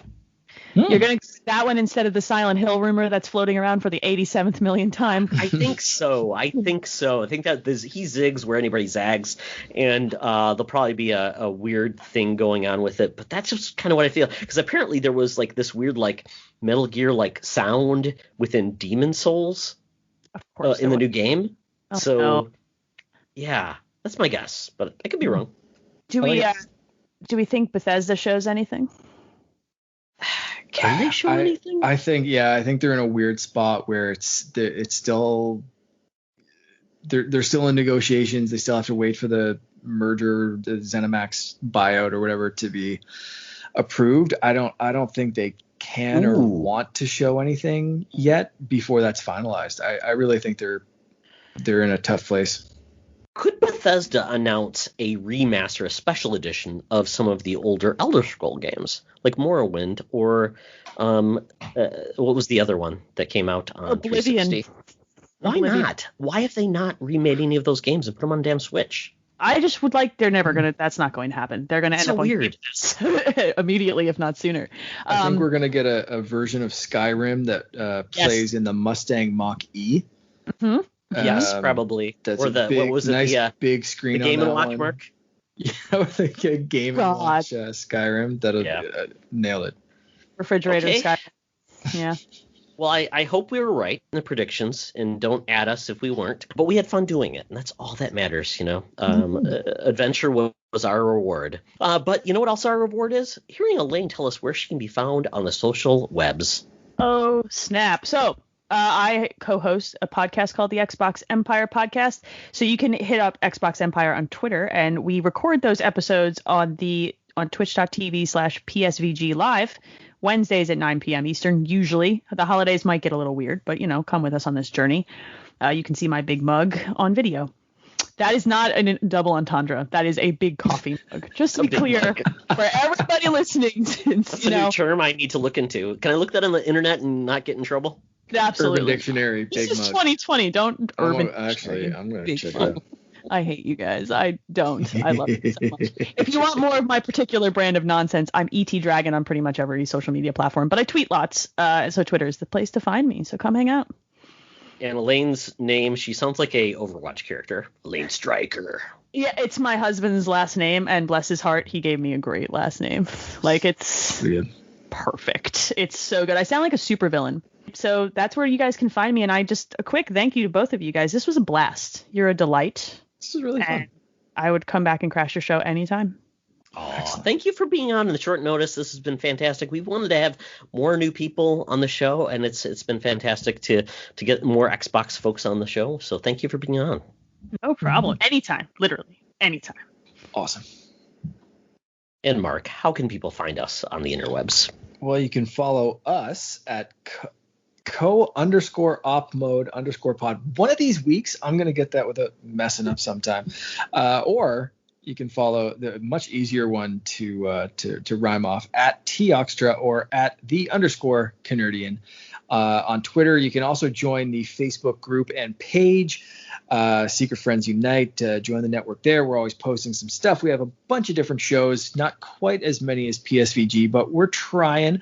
And if you like those shows, you can head over to our TeePublic page and buy some shirts or other Secret Friends paraphernalia. I think they have pretty much everything over at TeePublic. Charlie turned it into a flea market, unfortunately. He's tossing some stuff up there. I help with a couple of the designs, so it's fun. And I have even like masks from TeePublic. I got a couple of the Canardian masks from there, like that you have to wear outside, like wear a mask. Not like Halloween masks. Anyway, so TeePublic, if you want to throw a little like over that way and check out our stuff. Otherwise, follow the Secret Friends Unite shows. Like I said, there's a master feed for everything, but there's also separate feeds for this show, and there's going to be separate feeds for some other stuff as well. So, and we're launching a new show very soon called the Holocron Chronicles. It's going to be Charlie and I doing a Star Wars. It's going to be a monthly show, monthly Star Wars show. And I'm very, very excited. We recorded our first episode, but we're waiting for a strategic time to drop it. So super excited for people to listen to that. Excellent. Well, that is it for the show. Thanks for hanging on, folks. Hope you enjoyed. And once again, thanks, Mark. Thank you, Elaine. And with that, it's always better to game together. Saying goodbye is never easy, but sometimes it's our only choice. Let's do this. The game you love might leave, so play before it goes. And check the app for leaving soon. It's important that you know ahead of time to prepare for your last goodbyes. Load up your favorite game and play it for the final time. Goodbye, game. I love you.